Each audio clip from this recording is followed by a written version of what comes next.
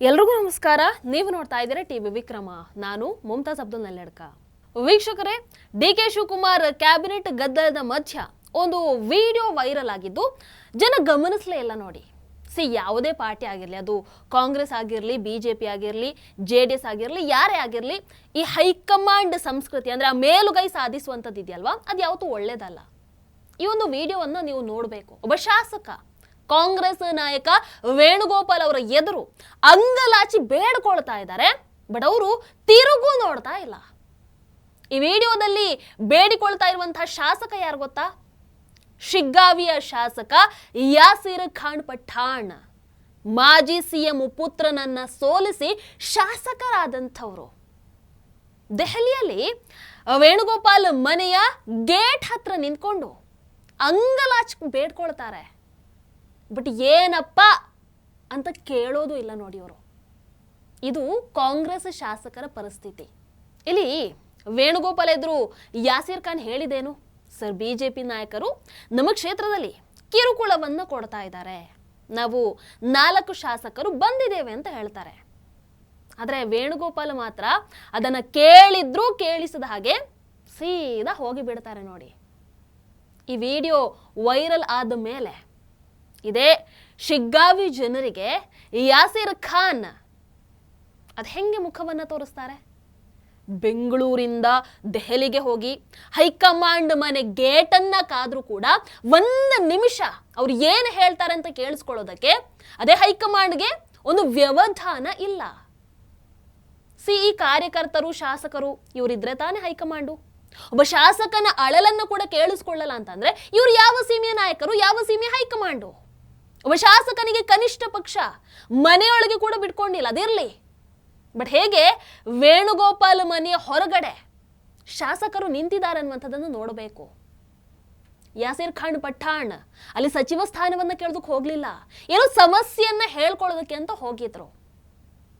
ನೀವದಕ್ಕೆ ಪರಿಹಾರವನ್ನ ಕಲ್ಪಿಸ್ತಿರೋ ಇಲ್ವೋ ಅದು ಸೆಕೆಂಡ್ರಿ. ಆದ್ರೆ ಕನಿಷ್ಠ ಪಕ್ಷ ಸಮಸ್ಯೆಯನ್ನು ಆಲಿಸುವಂತಹ ಸೌಜನ್ಯ ಕೂಡ ಇಲ್ಲ ಅಂತಂದ್ರೆ ಹೇಗೆ ಹೇಳಿ?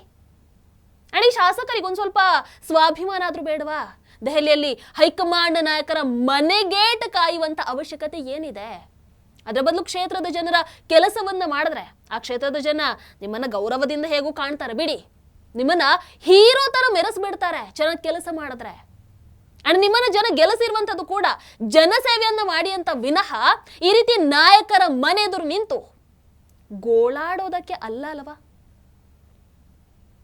ವೀಕ್ಷಕರೇ, ಮತ್ತೊಂದು ಕಡೆ ಕೊನೆಗೂ ಡಿ.ಕೆ. ಶಿವಕುಮಾರ್ ಅವರು ನಮ್ಮ ರಾಜ್ಯದ ಮುಖ್ಯಮಂತ್ರಿಯಾಗಿ ಪ್ರಮಾಣ ವಚನವನ್ನ ಸ್ವೀಕಾರ ಮಾಡಿದ್ದಾರೆ. ಸರಿಯಾಗಿ 4:05ಕ್ಕೆ ಲೋಕಭವನದ ಗಾಜಿನ ಮನೆಯಲ್ಲಿ ಆ ವೇದಿಕೆಯಲ್ಲಿ ಪ್ರಮಾಣ ವಚನವನ್ನ ಸ್ವೀಕಾರ ಮಾಡ್ತಾ ಇದ್ದಾರೆ.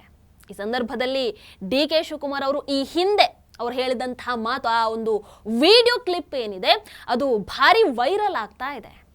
ಏನ್ ಹೇಳಿದ್ರು ಆ ವಿಡಿಯೋದಲ್ಲಿ? ಒಂದ್ ತಿಳ್ಕೊಳ್ಳಿ, ಶುಭ ಗಳಿಗೆ ಬರ್ಬೇಕಾದ್ರೆ ಯಾರನ್ನು ತಡಿಲಿಕ್ಕೆ ಸಾಧ್ಯ ಇಲ್ಲ. ಆ ಗಳಿಗೆ, ಆ ಮುಹೂರ್ತ ಯಾವ ಕಾಲಕ್ಕೆ ಬರ್ಬೇಕು ಬರ್ತದೆ. ನಮ್ ಡ್ಯೂಟಿ ನಾವು ಕೆಲಸ ಮಾಡ್ಕೊಂಡು ಹೋಗ್ತಾ ಇರ್ತೇವೆ. ಭಗವದ್ಗೀತೆಯಲ್ಲಿ ಹೇಳ್ದಂಗೆ ಕರ್ಮಣಿ ವಾದಿಕಾರಸ್ತು ಮಾಫಲೇಸು ಕದಾಚನ. ಮಾಡೋ ಪ್ರಯತ್ನ ಎಲ್ಲ ಮಾಡು, ಫಲ ಭಗವಂತನಿಗೆ ಬಿಡು. ಒಂದು ತಿಳ್ಕೊಳ್ಳಿ, ಶುಭಗಳಿಗೆ ಬರಬೇಕಾದ್ರೆ ಯಾರು ಯಾರನ್ನು ಕೂಡ ತಡೆಯೋದಕ್ಕೆ ಸಾಧ್ಯ ಇಲ್ಲ. ಆ ಗಳಿಗೆ, ಆ ಮುಹೂರ್ತ ಯಾವ ಕಾಲಕ್ಕೆ ಬರಬೇಕೋ ಆ ಕಾಲಕ್ಕೆ ಬಂದೇ ಬರುತ್ತೆ. ನಮ್ಮ ಡ್ಯೂಟಿ, ನಾವು ನಮ್ಮ ಕೆಲಸ ಏನಿದೆ ಅದನ್ನ ಮಾಡ್ಕೊಂಡು ಹೋಗ್ತಾ ಇರ್ತೀವಿ.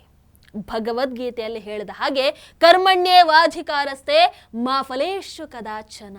ಅಂದ್ರೆ ನಾವು ಮಾಡುವಂತಹ ಪ್ರಯತ್ನವನ್ನ ಮಾಡಬೇಕು, ಫಲ ದೇವರಿಗೆ ಬಿಡಬೇಕು. ಕೊನೆಗೂ ಅವರು ಹೇಳಿದ ಹಾಗೆ ಆ ಸಮಯ ಬಂದೇ ಬಿಟ್ಟಿದೆ ನೋಡಿ. ಇವತ್ತು ಡಿ.ಕೆ. ಶಿವಕುಮಾರ್ ಅವರ ಜೊತೆಗೆ 13 ಶಾಸಕರು ಪ್ರಮಾಣ ವಚನವನ್ನ ಸಚಿವರಾಗಿ ಸ್ವೀಕಾರ ಮಾಡ್ತಾ ಇದ್ದಾರೆ. ಇಲ್ಲಿ ಡಾಕ್ಟರ್ ಜಿ ಪರಮೇಶ್ವರ್ ಅವರು ಉಪಮುಖ್ಯಮಂತ್ರಿ ಆಗುವಂತಹ ಸಾಧ್ಯತೆ ಇದೆ. ಸಾಧ್ಯತೆ ಅಲ್ಲ, ಆಲ್ಮೋಸ್ಟ್ ಕನ್ಫರ್ಮ್ಡ್ ಅವರು ಉಪಮುಖ್ಯಮಂತ್ರಿ ಆಗ್ತಾ ಇದ್ದಾರೆ. ಅದು ಬಿಟ್ರೆ ಡಿ.ಕೆ. ಶಿವಕುಮಾರ್ ಅವರ ಸಂಪುಟದ ನೂತನ ಸಚಿವರ ಪಟ್ಟಿಯನ್ನ ನೋಡಿದ್ರೆ ಈಗ ಬಿಡುಗಡೆ ಆಗಿರುವಂಥದ್ದು ಮಧ್ಯಾಹ್ನದ ಹೊತ್ತಿಗೆ. ಅದರಲ್ಲಿ ಯಾರೆಲ್ಲ ಇದ್ದಾರೆ? KH ಮುನಿಯಪ್ಪ ಅವರು ಇದ್ದಾರೆ, KJ ಜಾರ್ಜ್ ಇದ್ದಾರೆ, ಇನ್ನು MB ಪಾಟೀಲ್, ರಾಮಲಿಂಗಾರೆಡ್ಡಿ, ಸತೀಶ್ ಜಾರಕಿಹೊಳಿ, ಕೃಷ್ಣ ಭೈರೇಗೌಡ, ಪ್ರಿಯಾಂಕ್ ಖರ್ಗೆ, ಇನ್ನು UT ಖಾದರ್ ಸ್ಪೀಕರ್ ಆಗಿದ್ದಂಥವರು, UT ಖಾದರ್ ಈ ಬಾರಿ ಮಿನಿಸ್ಟರ್ ಆಗ್ತಾರೆ. ಈಶ್ವರ್ ಖಂಡ್ರೆ, ಯತೀಂದ್ರ ಸಿದ್ದರಾಮಯ್ಯ ಅಫ್ಕೋರ್ಸ್ ಇರಲೇಬೇಕಾಗಿತ್ತು, ಭೈರತಿ ಸುರೇಶ್, ಶರಣ ಪ್ರಕಾಶ್ ಪಾಟೀಲ್, ಇಷ್ಟು ಮಂದಿಗೆ ಒಂಥರ ಈ ಬಾರಿ ಲಕ್ ಜೊತೆಯಾಗಿದೆ ಅಂತಾನೆ ಹೇಳಬಹುದು. ಇದರ ಜೊತೆಗೆ DK ಶಿವಕುಮಾರ್ ಅವರು ಬೆಳಗ್ಗಿಂದಾನೆ ಪ್ರಮಾಣ ವಚನ ಸ್ವೀಕಾರಕ್ಕೂ ಮೊದಲು ಎಲ್ಲ ಹಿರಿಯ ನಾಯಕರನ್ನ ಭೇಟಿ ಮಾಡಿ ಅವರ ಆಶೀರ್ವಾದವನ್ನು ಕೂಡ ಪಡ್ಕೊಂಡಿರುವಂಥದ್ದು. BJPಯ BS ಯಡಿಯೂರಪ್ಪ ಅವರನ್ನ ಭೇಟಿಯಾಗಿದ್ದಾರೆ. ಅದು ಬಿಟ್ಟರೆ JDSನ HD ದೇವೇಗೌಡ ಅವರನ್ನು ಕೂಡ ಭೇಟಿ ಮಾಡಿದ್ದಾರೆ. ಮಾಧ್ಯಮಗಳಿಗೆ ಇದರ ವಿಚಾರವಾಗಿ ಪ್ರತಿಕ್ರಿಯೆಯನ್ನು ಕೊಟ್ಟಂತಹ DK ಶಿವಕುಮಾರ್ ಅವರು ಹೇಳ್ತಾರೆ, ಹಿರಿಯರ ಆಶೀರ್ವಾದವನ್ನ ನಾನು ಪಡ್ಕೊಂಡಿದ್ದೇನೆ, ಅದೇ ರೀತಿ ಅವರನ್ನ ಕಾರ್ಯಕ್ರಮಕ್ಕೆ ಆಹ್ವಾನ ಕೂಡ ಮಾಡಿದ್ದೇನೆ.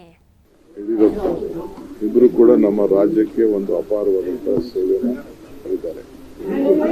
ಅವ್ರ ಜೊತೆಗೆ ಬೇರೆ ಮುಖ್ಯಮಂತ್ರಿಗಳು ಕೂಡ ಮಾಡಿದ್ದಾರೆ, ಅವ್ರನ್ನು ಕೂಡ ಭೇಟಿ ಮಾಡ್ತಿದ್ದಾರೆ. ಸೊ ಹಿರಿಯ ಮಾರ್ಗದರ್ಶನವನ್ನು ರಾಜ್ಯದ ಹಿತಕ್ಕೆ ಯಾವಾಗಲೂ ಕೂಡ ರಾಜ್ಯದ ಘನತೆ ಗೌರವ ಎಲ್ಲ ಕೂಡ ಕಾಪಾಡಿಕೊಂಡು ಬಂದಿದ್ದಾರೆ. ಅದು ನಾವು ಯಾರು ಕೂಡ ಮರೆಯಲಿಕ್ಕೆ ಸಾಧ್ಯ ಇಲ್ಲ. ಸೊ ಅದಕ್ಕೆ ಇದು ಸರ್ಕಾರ, ಇದು ಮುಂದುವರಿಯುವಂಥ ಸರ್ಕಾರ. ಸೊ ಅದಕ್ಕೆ ಪಕ್ಷ ರಾಜಕೀಯ ಇವೆಲ್ಲ ಒಂದು ಕಡೆ ಸೈಡ್ ಇಟ್ಟು ಮಾನವೀಯತೆಯಿಂದ ನಾವೆಲ್ಲ ಕೆಲಸ ಮಾಡಬೇಕಾಗಿದೆ ರಾಜ್ಯದ ಹಿತಕ್ಕೋಸ್ಕರ. ಸೊ ಅವರ ಅನುಭವಗಳು ಅಪಾರವಾದಂಥ ಒಂದು ಶಕ್ತಿ. ಅವರ ಕಣಜದಲ್ಲಿ ಅವರ ಅನುಭವಗಳಿದೆಯಲ್ಲ, ಇದು ಬಹಳ ದೊಡ್ಡ ವಿಚಾರಗಳಿದೆ. ಅನೇಕ ಒಳ್ಳೊಳ್ಳೆಯ ಮಾರ್ಗದರ್ಶನವನ್ನು ಕೊಟ್ಟಿದ್ದಾರೆ. ನನ್ನ ತಾಳ್ಮೆ ಬಗ್ಗೆ ಅವರು ಮೆಚ್ಚಿಕೊಂಡಿದ್ದಾರೆ.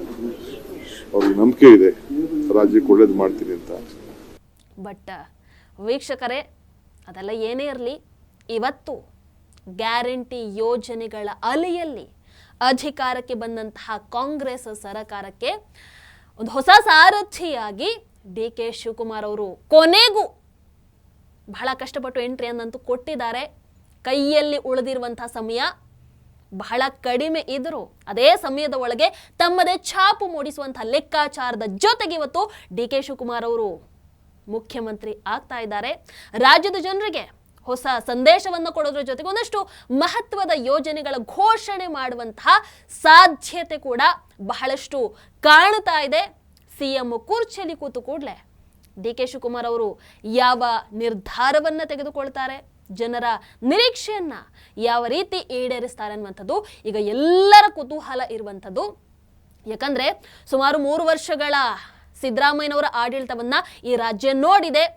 ಆಲ್ಮೋಸ್ಟ್ ಕರ್ನಾಟಕ ಜನತೆಗೆ ಸಿದ್ದರಾಮಯ್ಯನವರ ಆಡಳಿತ ಸಾಕು ಅಂತ ಅನ್ನಿಸ್ಬಿಟ್ಟಿತ್ತು. ಅಷ್ಟು ಹೊತ್ತಿಗೆ ಈಗ DK ಶಿವಕುಮಾರ್ ಅವರು ಮುಖ್ಯಮಂತ್ರಿಯಾಗಿ ಪ್ರಮಾಣ ವಚನವನ್ನ ಸ್ವೀಕಾರ ಮಾಡಿದ್ದಾರೆ. ಬಹಳಷ್ಟು ಮಂದಿಗೆ DK ಶಿವಕುಮಾರ್ ಅವರ ಮೇಲೆ ಒಂದು ಎಕ್ಸ್ಪೆಕ್ಟೇಷನ್ ಅನ್ನುವಂಥದ್ದಿದೆ, ಬಹಳ ಚೆನ್ನಾಗಿ ತಗೊಂಡು ಹೋಗ್ತಾರೆ ಅಂತ. ನೋಡೋಣ ಏನಾಗುತ್ತೆ ಅಂತ. ಯಾಕಂದ್ರೆ 2028-29 ಎಲೆಕ್ಷನ್ ಕೂಡ ಬರ್ತಾ ಇದೆ. ಆ ನಿಟ್ಟಿನಲ್ಲೂ ಕೂಡ DK ಶಿವಕುಮಾರ್ ಒಂದಷ್ಟು ಯೋಜನೆಗಳನ್ನ ಹಾಕೊಂಡು ಯಾವ ರೀತಿ ಸರ್ಕಾರವನ್ನ ಮುಂದೆ ತೆಗೆದುಕೊಂಡು ಹೋಗ್ತಾರೆ ಅನ್ನುವಂಥದ್ದು ಮುಂದಿನ ದಿನಗಳಲ್ಲಿ ಗೊತ್ತಾಗುತ್ತೆ. ಇದರ ಬಗ್ಗೆ ನಿಮ್ಮ ಅನಿಸಿಕೆ ಏನು, ಕಮೆಂಟ್ ಮಾಡಿ.